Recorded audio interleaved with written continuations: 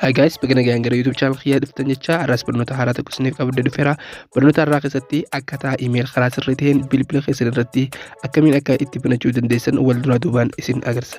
Bilbilli keessan haaree ta'uu yookaan ammoo amma dura kan itti barattanii jirtan ta'us isteeppiin amma isin garsiisu kanarratti emailii haaraa akkamiin itti dabalatan yookaan ammoo warri bilbila keessan keessatti hin baratin ammoo akkamiin banachuu akka dandeessan viidiyoo kana keessatti step by step waan isin garsiisu viidiyoo kana hanga dhumaa akka daawwattan isin affeereera.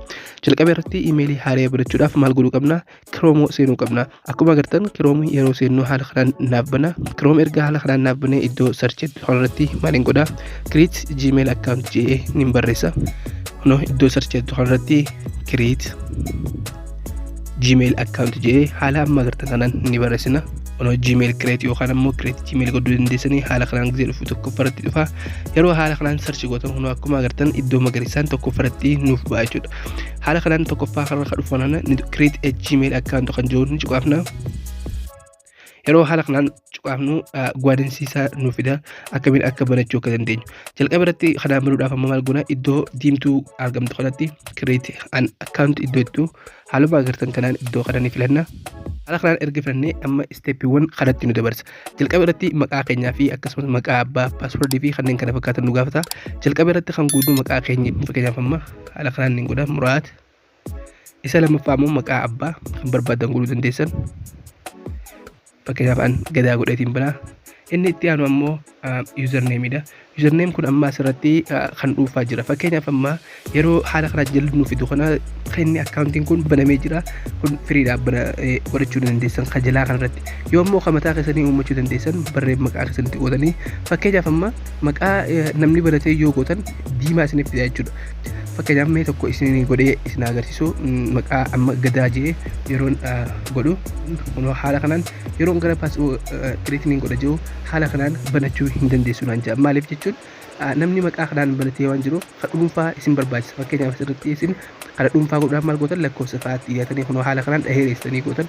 Haala kanaan yeroo gootan kunoo akkuma kanatti magariisa nuuf fida jechuudha. Amma maqaan kun available dha jechuudha gadhiifamee jira jechuudha haala kanaan.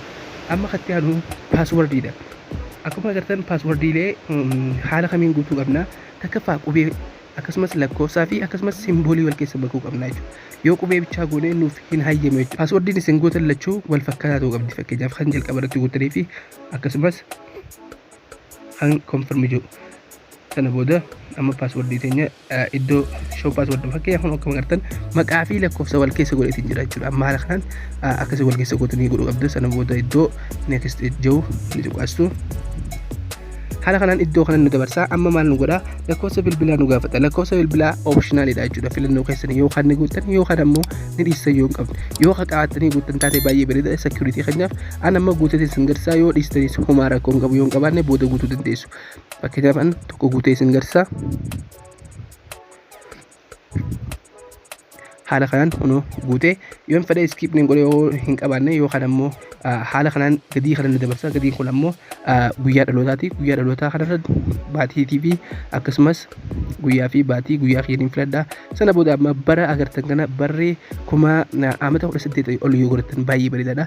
Haala saniin waa hundaanuu fayyadamuu dandeessan. Amata 18 godhaa fakkeenyaaf amma asirratti bara 2000 giseen godhu amma amata 23 jechuu fakkeenyaaf waggaa 23 jechuudha. Amma fakkeenyaaf bara Awurooppaa irratti waan hundaa'uuf.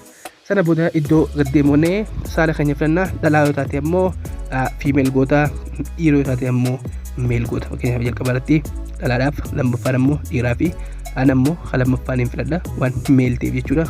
Sana booda iddoo next ni cuqaasa. Iddoo next haala kanaan yoo tuqaasu ammas gaadansiisaa naaf fida. Seera isaanii naaf fida. Seera kana amma privacy and terms kaajoo kana osoo hin dubbifne yookaan ammoo dubbisuu dandeessanii isin ammoo I agree isa jedhu gama mirgaa irratti kan argamu ni cuqaasa. Sana booda haala kanaan I agree yeroo cuqaasu kallattumaan gara kanatti na dabarsa naaf banamee jira jechuudha. Amma haala kanaan waan hin barbaade banachuun hin danda'a.